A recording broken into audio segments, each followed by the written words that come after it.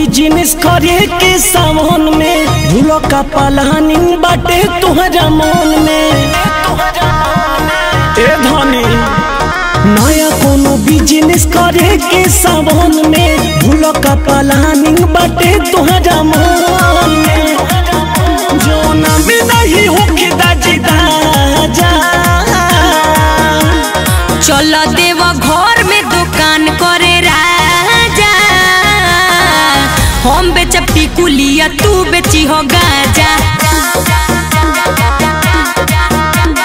चलो देव घर में दुकान करे राजा, हम बेचब टिकुलिया तू बेची हो गाजा।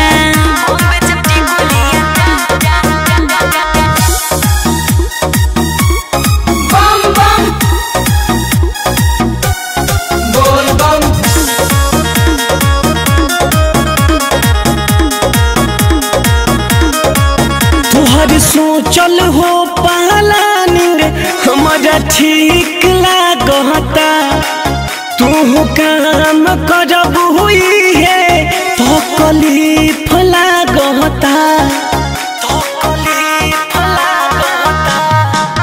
उहाँ दूर दूर से ढेर नर नारी आवेले, ए पिया मेल फीमेल दोनों हो पुजारी आवेले। बिल बदले होता जाता जा चलो देव घर में दुकान करे राजा, हम बेचब टिकुलिया तू बेची हो गाजा। चलो देव घर में दुकान करे राजा, हम बेचब टिकुलिया तू बेची हो गाजा।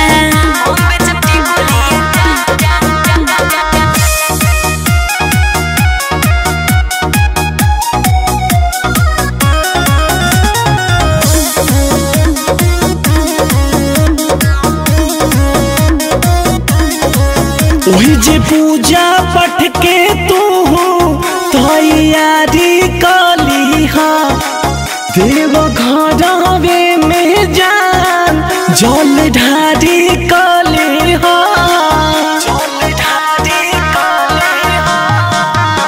के भोले के दर्शन होई मन परसान, जवन मांगे के बहमान लिह सूरज पवन। बट खुला कुल्ही दरवाजा चलो देव घर में दुकान करे राजा, हम बेचब टिकुलिया तू बेची हो गाजा। चलो देव घर में दुकान करे राजा, हम बेचब टिकुलिया तू बेची हो गाजा।